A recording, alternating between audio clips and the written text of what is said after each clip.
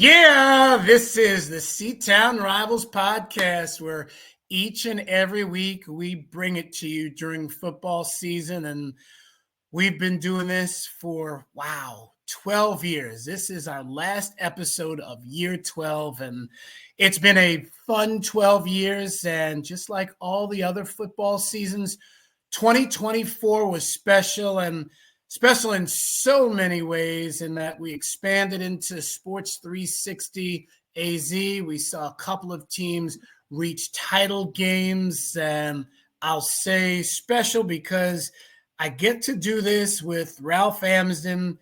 12 years ago, I saw on Twitter, hey, there's some stuff called C-Town Rivals, and I reached out to you, and very simply, Ralph, I feel blessed to be on board, and we've taken this thing and we've run with it. We truly have. We've seen a lot of wins. We've seen some losses. We've seen numerous coaching changes, which we'll talk about.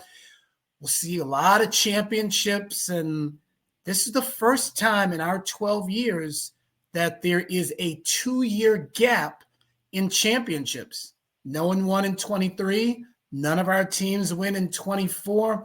That's a testament to Arizona high school football, Ralph. It's growing everywhere. It was just good this time to be able to have that representation at the 4A level and also in the open. Yes. And then also, have another team in the 4A playoffs and having more teams in the open and the 6A. So, not everybody can win every time. You only end every year with True. 5 schools on top. It's been incredible every single year to be relevant into December.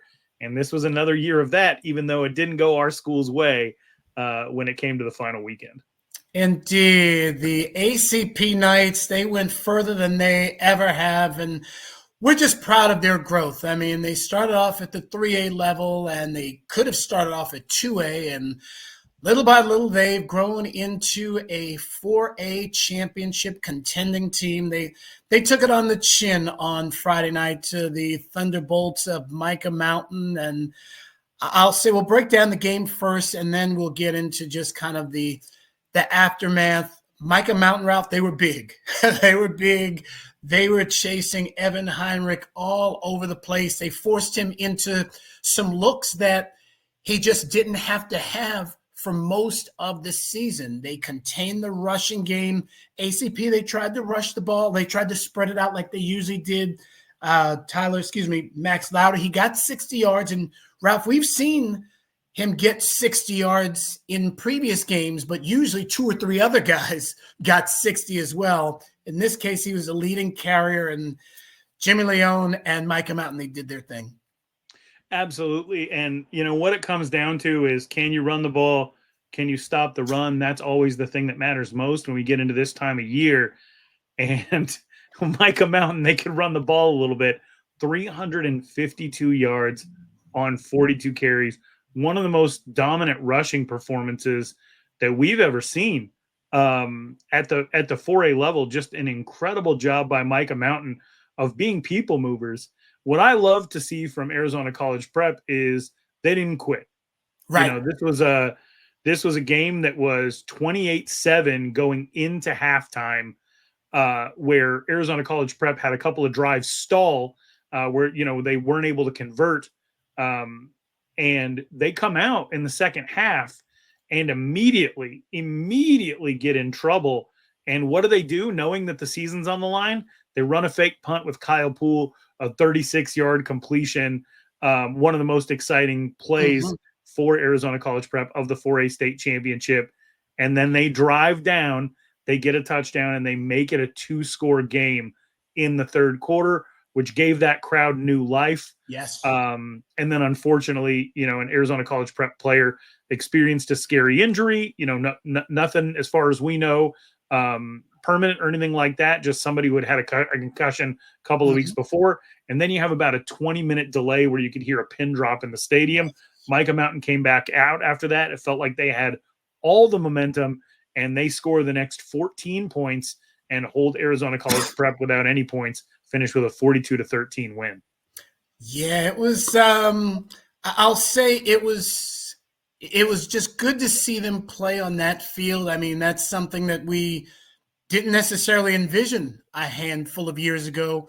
It's probably fair to say that it was both of our first looks at Mica Mountain, and with a lot of those Tucson area teams, you see them on paper, you look at some numbers, you may talk to a coach or two, but at the same time, until you see them walk out onto that field and execute plays, you don't know what you're in for. And that's kind of what ACP really walked into. They walked into a buzzsaw, and Mica Mountain completed a perfect season. I'll say from a coaching standpoint, they were together. And when I say they, ACP we're talking about, I mean, Wendell Schaefer, Cody Bart, Coach Ortiz, of course, Steve Vaught. This was, I like the heights that they brought them to. I mean, Coach Bluford laid the foundation, and what I do think is great, that's not lost on anybody in that school. Props to everybody who is still there, but they also give homage to kind of who started that program. And it's tough to see them get blown out. I mean, here's the thing, their first game and their last game were blowouts. They won everything in between. Yeah, and that first game getting blown out really set them up for what the rest of 2024 was going to be. And this might actually set them up for what 2025 is going to look like. We have the initial placements. Mm-hmm. Mica Mountain remains part of 4A, and Arizona College Prep is moving up, right? So, like, they're going to need what happened to them to understand what the stakes are going to be week in and week out. They're going to be matched up against some very tough teams at the 5A level. And, they're going to go into this and just look at it this way. There were 5 players on Mica Mountain that caught a pass. There were 5 players on ACP that caught a pass. Here's the difference. 4 of the players that caught a pass for ACP were juniors. 4 of the players that caught a pass for Mica Mountain were seniors. 8 different players that got carries for Mica Mountain, seniors. Jimmy Leon, by far the best player on the field, Absolutely. Senior. Jaden Thorson, talented quarterback for Mica Mountain, senior. ACP actually brings a ton of this talent back, including Evan Heinrich. Sanchez, receiver. Mm-hmm. Yeah, Sanchez. The touchdown to turnover ratio for Evan this year, 37-1. That's nice. That's nice right there. That's nice. I think they're set up for success. A few weeks ago, we talked about it as far as can they have that success that Casteel had when they jumped from 3A to 5A, and Casteel more than held their own. They won a couple of playoff games. They were certainly contenders in a very tough region at the time. I want to say Higley and Williamsfield were in that region. So I think who knows where ACP will officially be placed, but I think they're going to be in good shape. The enrollment, and that's another big reason why they're being pushed up. The enrollment, they're just as big as the 6A schools in the CUSD. Yeah. So I think they'll be okay. I mean, I don't expect maybe just a one loss within Arizona season that first year, but at the same time, I mean, we know that there's a lot of talent in this area, but with the way everything's structured, you won't have 4 5A teams going up to play in an open division next year. If you had to guess what region placement would be, what some of the teams that they'd end up with at the 5A level, my guess is they're in the neighborhood of Campo Verde. Yep. And so when you look at that region itself, you're talking about Gilbert High School, Skyline High School, Dobson, McClintock, who was very, very good this year. And Sunny Slope. I mean, those are all teams that the 4A runner-up should be able to compete with. In fact, maybe the game I'd be most excited about is to see how Campo Verde, who is also just an incredibly tough little engine that could team in 5A, take on ACP. I think that could be a great matchup. No, it definitely could. This is and no, it's the little engine that could. They truly are the little brother. I mean, they are hidden amongst all of these giants. I thought I saw that Mountain Point might get bumped down to 5A, so that could be interesting. An ACP Mountain Point contest. So they're going to be okay. They definitely going to be okay. I think they're set up for success. I mean, as you said, they've got a lot of juniors who will be seniors next year, and they know how to carry themselves. They've been on a cross-country road trip. They've been banged around by a 5A caliber team on the biggest stage, and that's Mountain America Stadium. So there's not a lot of newness that they would face on a week-in, week-out basis going up a level. So it'll be good stuff. It really will be.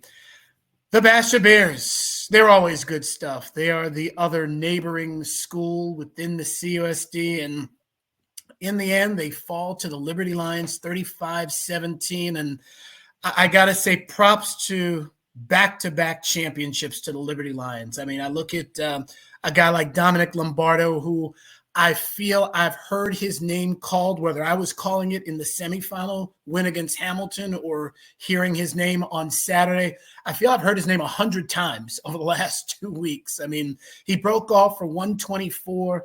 The Seton Hayden Fletcher pass for 230 yards, I believe it was, 253. Basha ran into a team that essentially was able to match them at every level. Quarterbacking, running backs, defense, speed, size. I'll say, unfortunately, Gio Richardson, he goes down with a broken fibula early in the game, very early in the game. I don't know if that would have made a difference in the end result.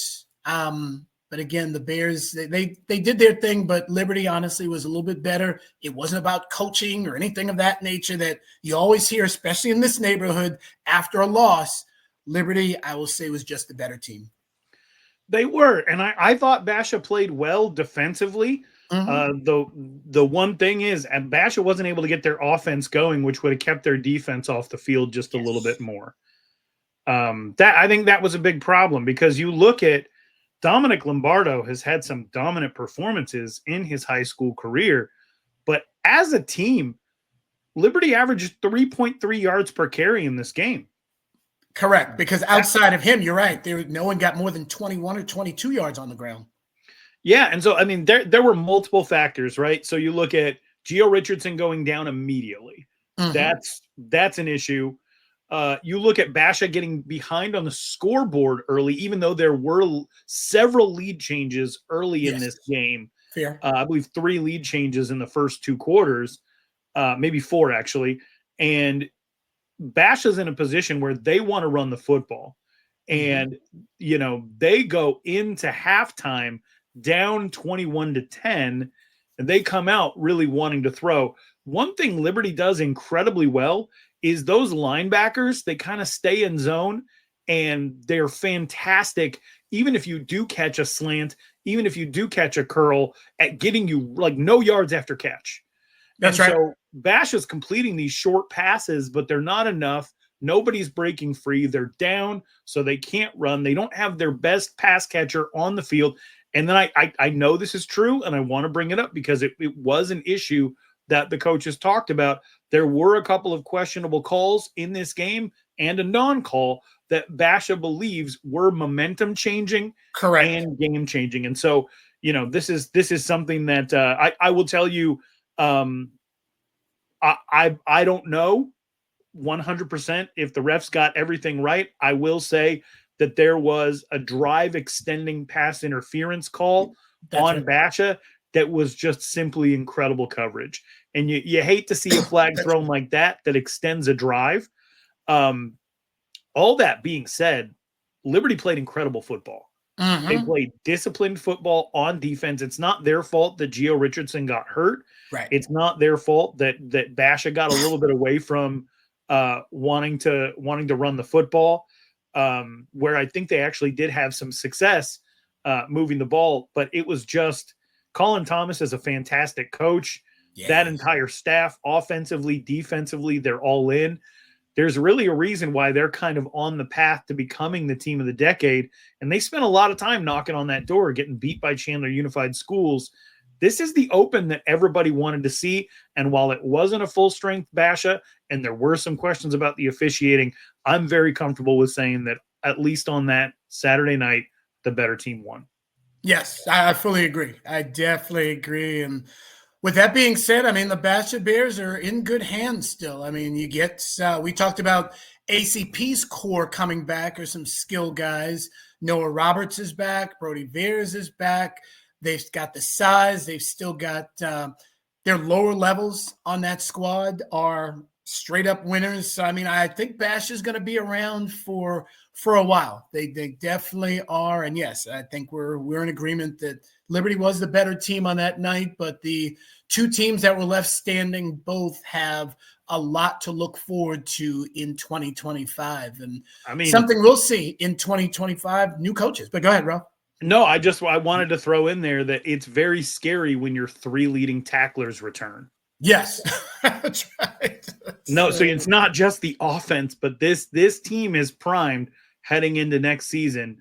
You know, you want to say Liberty 1-2 with Basha again, like we did this year, argue all year long. I would not be surprised to see if everybody's healthy, to see a rematch of this, because, you know, yes, you're getting Noah Roberts and Joshua Gaines and Isaiah McIver back running the ball, but Eli Kramer-Cronin, Mark Dewerson, Caden Smith all return.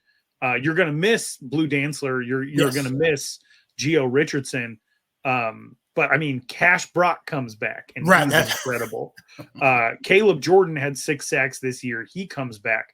They didn't have a lot of players get a lot of interceptions this year, but every single one of the players that did get an interception, I think they all come back. And so, I mean, this is going to be a very, very fun team in 2025. Absolutely. And speaking of 2025, I believe their first game is kind of the rematch, so to speak, out in Nebraska. I kind of put a bug in Basha Bears Nation when we did the selection show. I want to go on that trip. I've never been to the state of Nebraska. I want to follow the Bears closer than I did even this year. So and obviously there's a lot of time to plan that, but Basha administration, yes, I want to be with you in Nebraska on, I think it's August 29th or 30th, that last weekend of August. So we'll see, but there's a lot of football sevens and all that stuff going on before that. 2 coaching changes, Chandler and Casteel. We'll have to figure out who gets those. I'll say it's 2 very different. A lot of talk about that out at the state championships. There was. I don't know. With Chandler, there's a culture that's been in place really ever since I got out here 12, 13 years ago. I mean, that's where you went to school, Ralph, so you are very familiar with the infrastructure.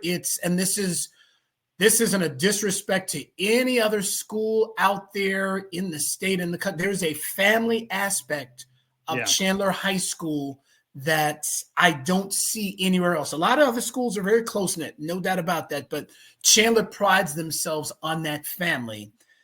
Whoever the new coach is, whether it's internal or external, is going to have to keep that culture going. I mean, there's some good candidates internally, obviously externally. We'll see. It's going to be hard. It's a very hard. It's a toss-up.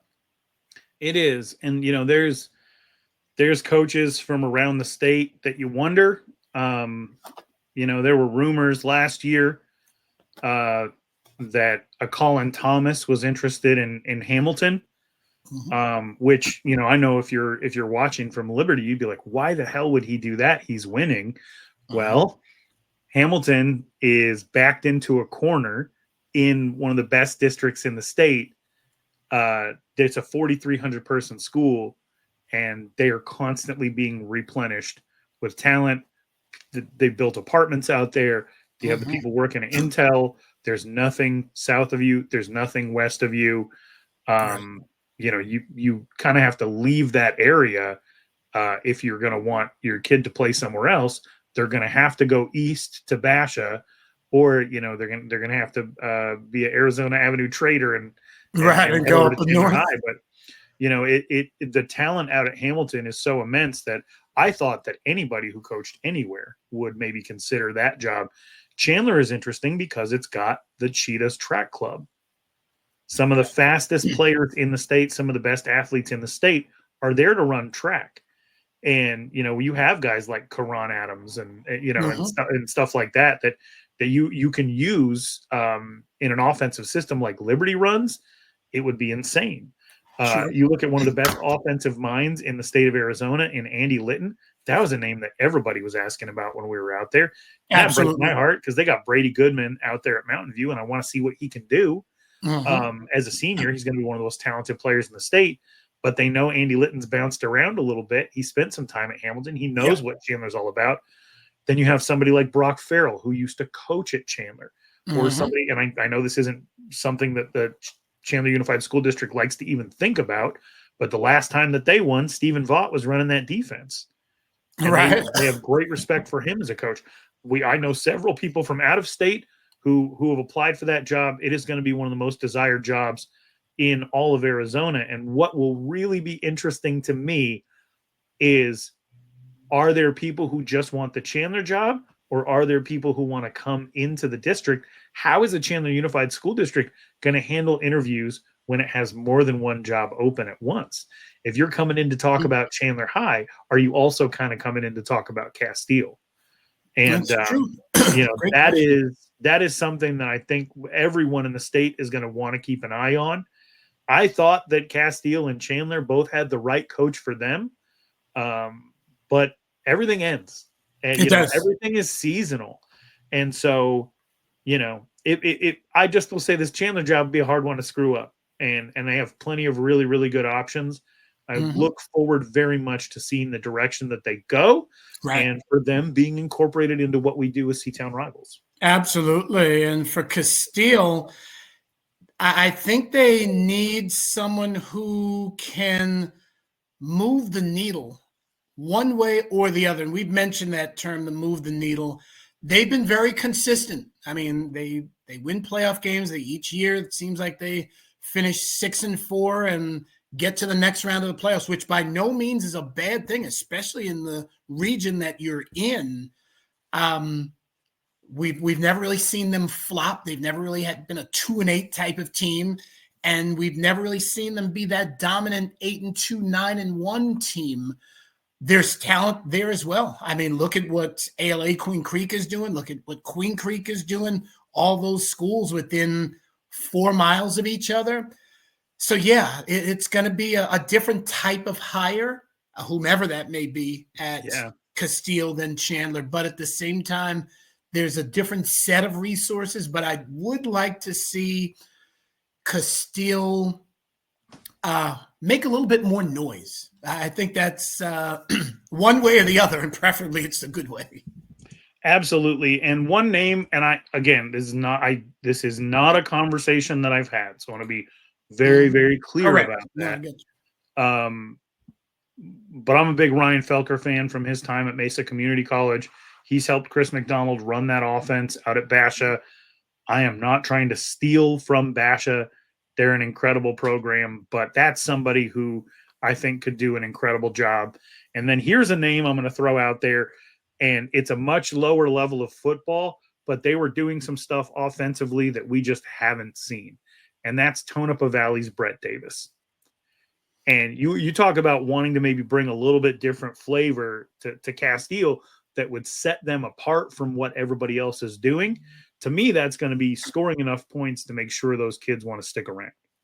It's a good point. That's and so, Brett Davis is somebody I've watched at Tonopah Valley. All of a sudden they're scoring 30 points a game. All of a sudden they're scoring 45 points a game. And so, small school to big would be a huge jump, but that's the type of thing that catches an athletic director's eye, is who can put points on the board. And I think that could be a fun thing. It's the Casteel Colts. Colts are fast. Let's get somebody out there that's gonna help get some of the most talented kids in the state on that Queen Creek Chandler border into the end zone. I'd be cool with that. That's because Tonopah Valley, like you said, they've done some really good things. So we'll see. We'll definitely keep you guys posted. But while we still have a few more minutes, I'll ask you about the team that calls Mountain America Stadium home. Their chances, your thoughts on this inaugural college football playoff. I'll say the first thing, I was shocked at where they're playing. Yeah, Peach Bowl. Who'd have thought? Going to be out here in Atlanta. in the year 2025 playing college football. And they got some of our athletes that we've covered for a long time on this team. DeCarlos Brooks, somebody we're all big fans of. This has been a very Tate Romney, but this is a very, very special team that has come together. They've had a lot of fun and they're very competitive. And I think that's something that an Arizona high school football coach who employs a lot of other former Arizona high school football coaches has fostered, is that you have to compete in everything you do: chess, checkers, basketball, academics, whatever it is. If you're not first, you're last.